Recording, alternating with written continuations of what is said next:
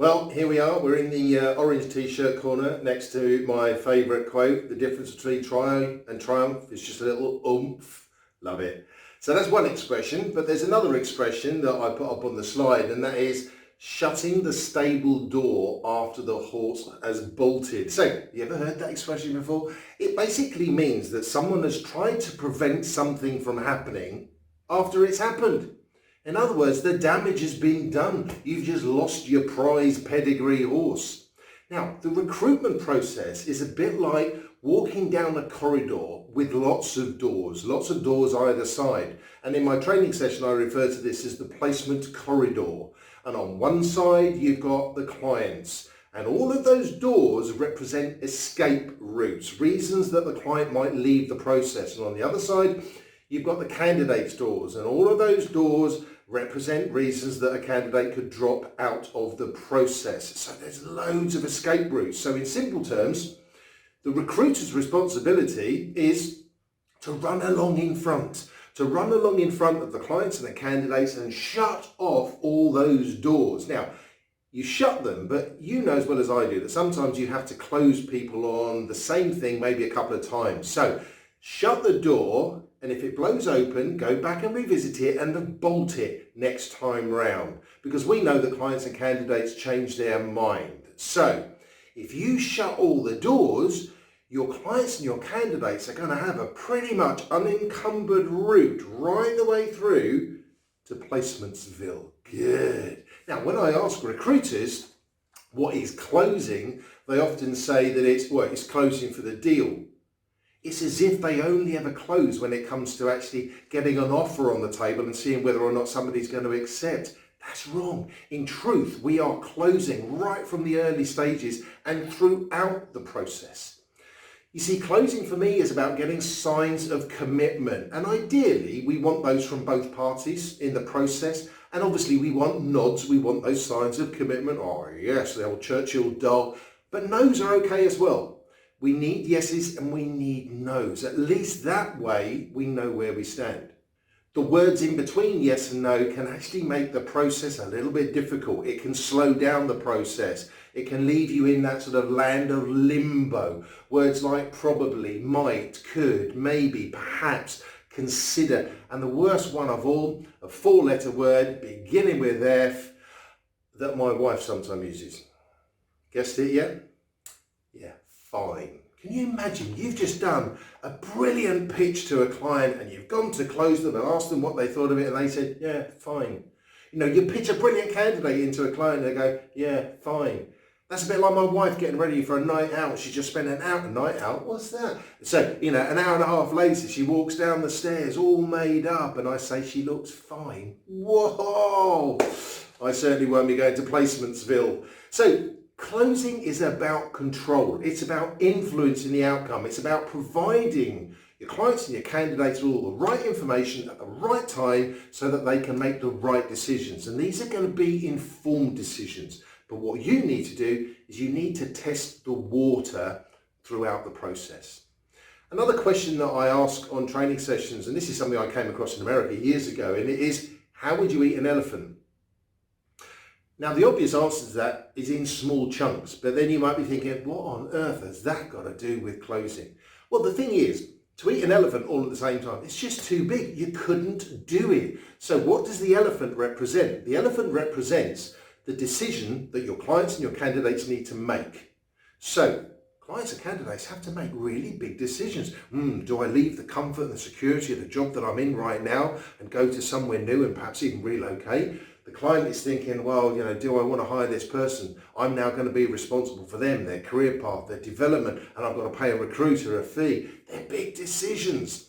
So what we need to do is to make sure that they are closed throughout the process. And when I say closed throughout the process, we're not just closing them on one or two things. Let me just give you some examples of some of the things you could close a candidate on throughout the process.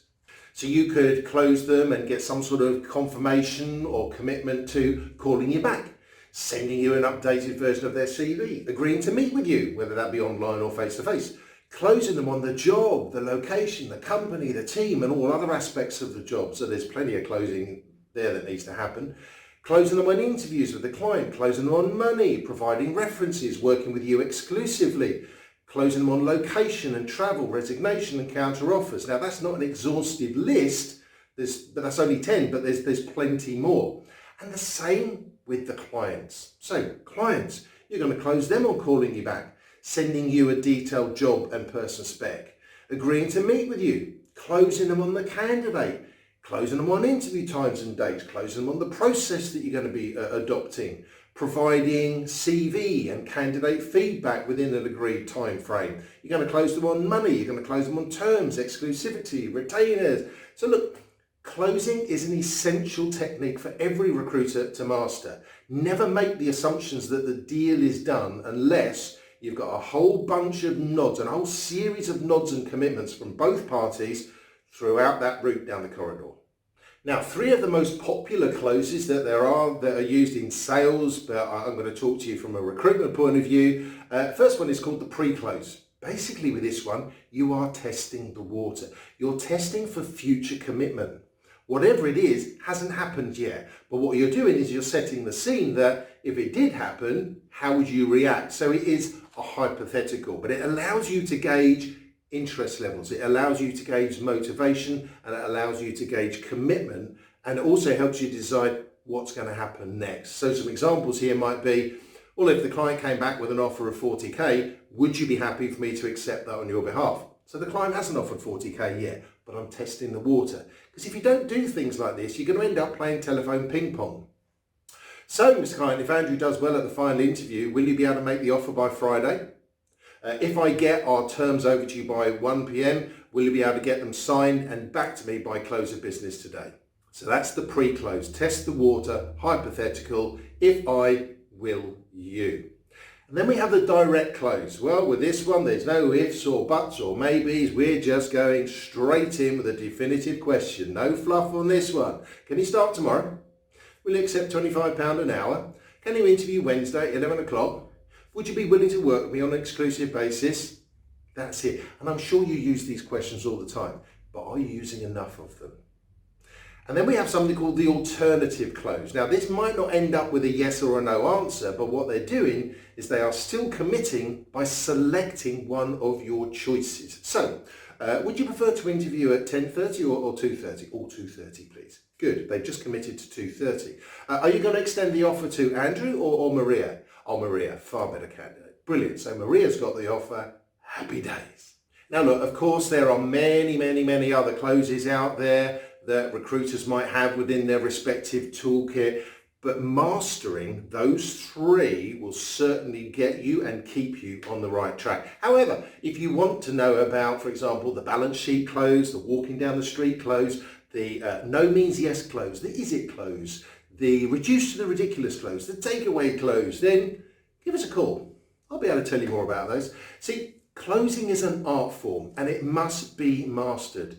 Clients and candidates don't want to feel coerced. They don't want to feel manipulated. They don't want to be forced into a corner and feel as if they're being forced into making a decision. But if they can feel as if, actually, yeah, do you know what? I'm looking back at the process. He is everything that I want him to be. And yeah, that company is everything I want it to be. If they've got a whole bunch of nods to go on, it's going to make that final decision a whole lot easier.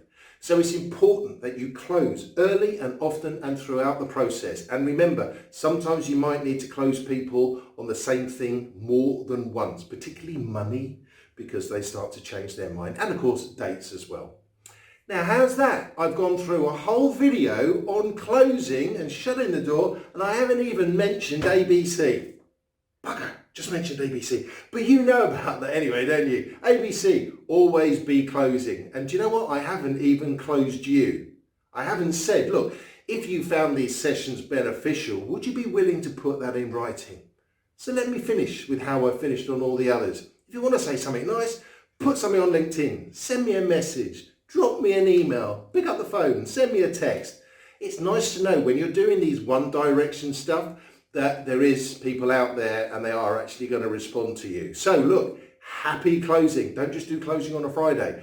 Happy closing, and remember, you should know this by now, stay physically, mentally, and of course, recruiter fit.